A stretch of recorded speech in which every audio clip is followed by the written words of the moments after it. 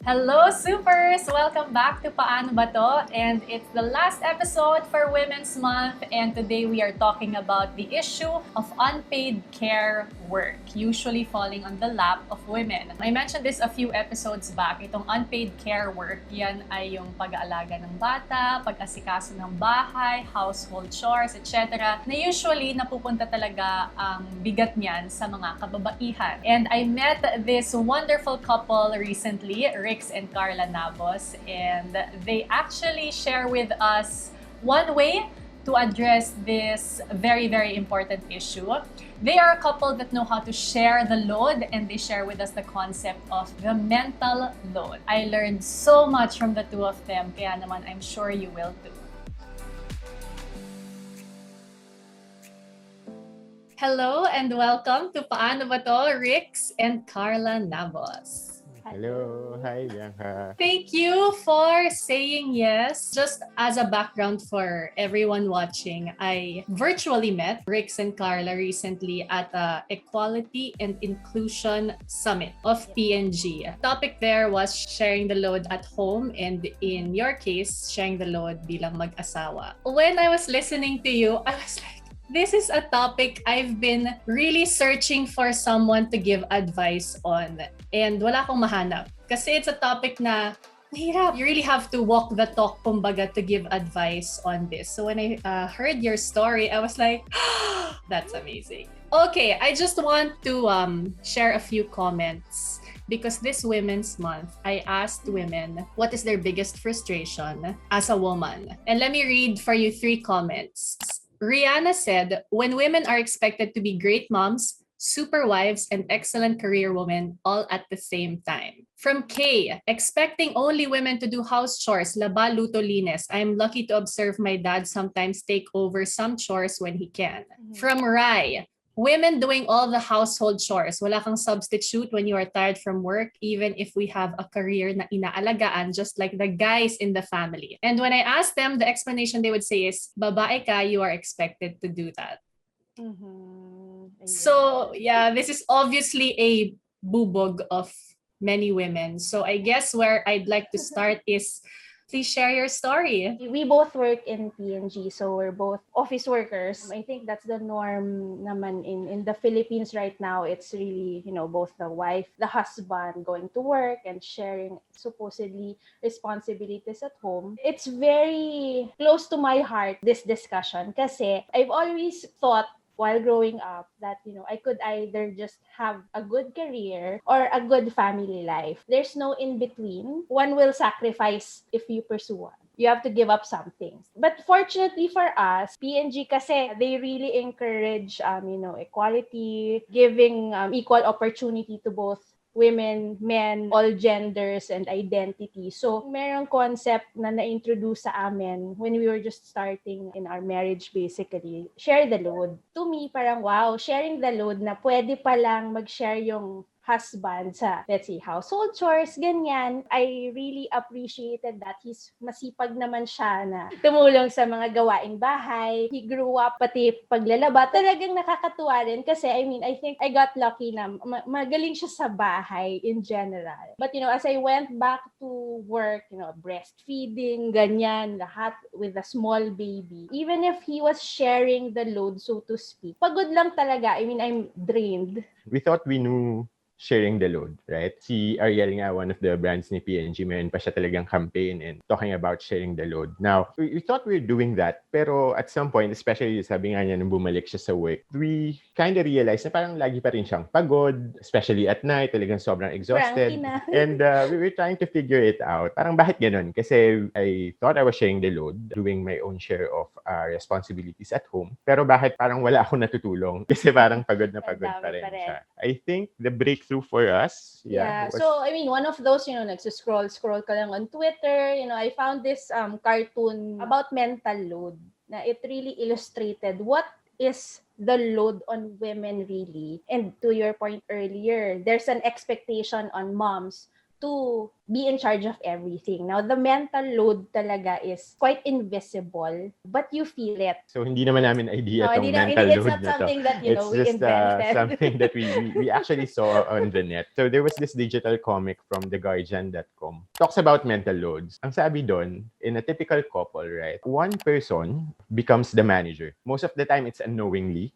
Sometimes it's knowingly, but someone just becomes like the project manager of the house, right? Na make sure that everything gets done. And then, of course, the other partner becomes an executor. And sa amin, nangyari din yun, right? Hindi namin alam if it's unknowingly, but Carla became basically the manager Well, of the I house. guess society dictates somehow. That's the expectation. Yung paano ako lumaki, I should, make sure everything's running smoothly. So ako naman, being the executor, I'm more than happy and willing to help out and do the tasks. But then, the comic really resonated with us kasi when I was trying to help Carla with the household chores, noon ko na-realize na there was something weird with the way I'm helping her out, right? Parang, kailangan ba magpalit ng diapers? Sige, gagawin ko. Gisingin mo lang ako. Or kailangan na bang mag-groceries? Sige, ako gagawa. Lista mo lang yung mga kailangan bilhin. Or do we need to pay the taxes already? Sure, I'll do it. Paki-prepare lang lahat ng mga documents na kailangan. What the comic told us was that the project management alone, or the planning and organizing all of these tasks, it's already like a full-time job. In fact, sa mga corporate, yung project manager is one person talaga yun sa isang project team. Now, kung si wife, siya na yung project manager. And then sa execution, hati pa rin si wife and si husband. So in simple math, mas marami siyang ginagawa talaga. It's more than half of the responsibilities. Kasi the planning, the organizing, siya na yung gumagawa. Tapos meron din siyang gagawin na execution. Execution lang ako. That basically explains mental load, no? Na mental load, put simply, is really about remembering. It's that barrage of ideas of trying to... Checklists. So many checklists in your mind na talagang, okay, nabayaran na ba yung kuryente? Si Yaya, mag-leave, anong gagawin ko sa schedule, ganyan. So, it's always running on your mind na kahit na tapos ka na, at night, I'm so tired. My mind is still running. Hindi ako makatulog. Yung ganong tiredness and exhaustion, it's invisible. Now, when we saw that cartoon, parang, yun pala yun. And him being a project manager in his profession, it was super easy now to communicate to him na, okay, I think this is how we can work through the load, basically. And attack namin talaga medyo how we do it at work. Okay, ito yung R&R's roles and responsibilities. Hati talaga. I think it helped that we work in the same company. So the language that we speak, very common. When we say hati tayo, that means that if I say this is mine, hindi na niya yun dapat isipin in the first At place. hindi ko na siya follow up na nagawa mo na ba, ganyan. I mean, you also end up vilifying yourselves na we're nagging all the time. Now, if we trust each other na we'll get the tasks done, then it's easier for both. And I think mas effective kayo as a team and mas nakakatulong lang to, get through things done. Yeah, I love how you explained it. I remember during the summit, you showed the picture of a couple. Sa gabi, nanonood na ng TV.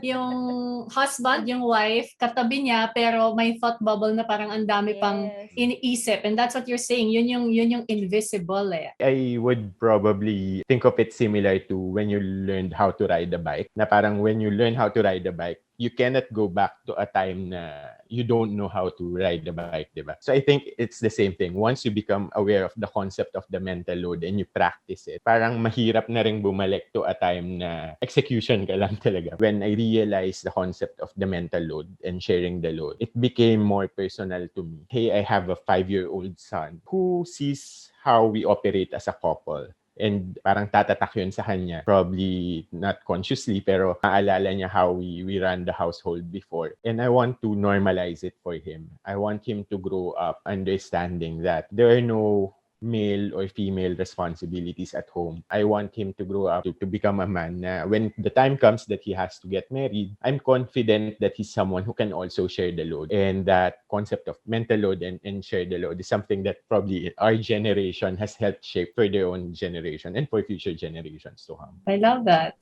Yes, kasi we cannot change the world now, maybe, but maybe in the future generation, it's gradual naman talaga. So, at least from our point of view, you, if we could raise our son to see that, there's no male female task, it's okay, and as long as you're really contributing to your family, to the society, I mean, that's the best that we can do. I can imagine that people who are listening to this or watching this are like looking at you two and thinking, sana all. Hindi kami perfect, Sharing the load discussions namin, it wasn't easy discussions.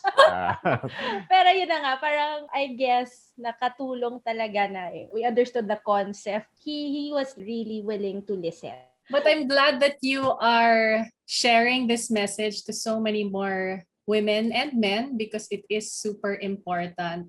And I guess I'd like to end this by asking you what you'd tell Rihanna and Kay and Rai who have felt like people around them expect it of them kasi babae sila. 2021 na, I think we should acknowledge that there are no male-female tasks. We are in this together. We are in a family. There should be no, this is for daddy only, this is for mommy only na gawain. And I think we should realize na hindi naman ikakukulang ng tao yung mag-take on ng tasks na hindi angkop dun sa male or sa female, and then agree na lang within the couple na your goal is really to have a happy, healthy home. Making sure that everyone is healthy and happy. Yun lang talaga yung goal nyo, and then everything else should follow. And I think one key point lang din, Bianca, is that there's no one formula to sharing the loads. Probably there would still be some couples wherein the mom or the wife said na hindi, gusto ko talaga na ako yung may control sa bahay. I want my husband to do just this and this. Wala mang problema doon. If that's the thing that works for you, then well and good. But at least for us, this is more probably something that a lot of couples who both work probably experience but never really articulated what's really happening, because we were in that boat probably a couple of years back. And little did we know that like a digital comic would transform how we would yung operate. Mental load, that concept of mental load.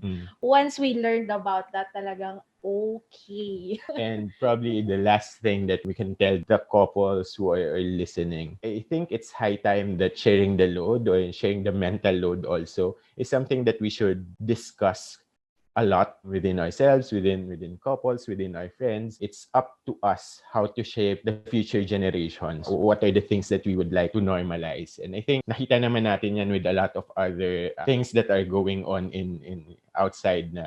Dati, there were a lot of things that were considered like taboo or hindi pinag-uusapan. But now we were able to normalize it kasi it was brought to the table and people had more open discussions about it. So I think yun yung isang pwede rin nating gawin so that we could normalize it to more people. Thank you for introducing this concept to me. For me, it is really life-changing, and I hope and I actually am sure that a lot of women or couples or men listening to this are also like have this light bulb moment. So thank you so much, Ryx and Carla. I super appreciate it. And to Rihanna, thank you to Rihanna, Kay, and Rai. I'm sure that helped. Thank you again. All right. And that is it for our Women's Month special. I am grateful to all the women and men who lent their voice to very important topics. I know medyo naging serious tayo this month, but I'm glad na maraming nakaka-relate, maraming natulungan, maraming salamat. Angel Locsin, Iza Calzado, my friends Lynn Pinugo, Ana Oposa, Shelly Esguerra. Thank you, Pia Wurtzbach, and of course, thank you, Ryx and Carla Nabos. Let's not stop talking about these important issues na pinagdadaanan nating mga kababaihan, and let's normalize pushing forward women's rights. And yeah, if you want to hear the full conversation with Ryx and Carla, kasi they really get down to the details and explain paano ba nila ginagawa yung sharing the load sa kanilang tahanan, please do listen to the full conversation on the podcast, as usual, up Monday night at 11 p.m. Have a good rest this upcoming Holy Week. And again, please stay safe and well, supers. Take care.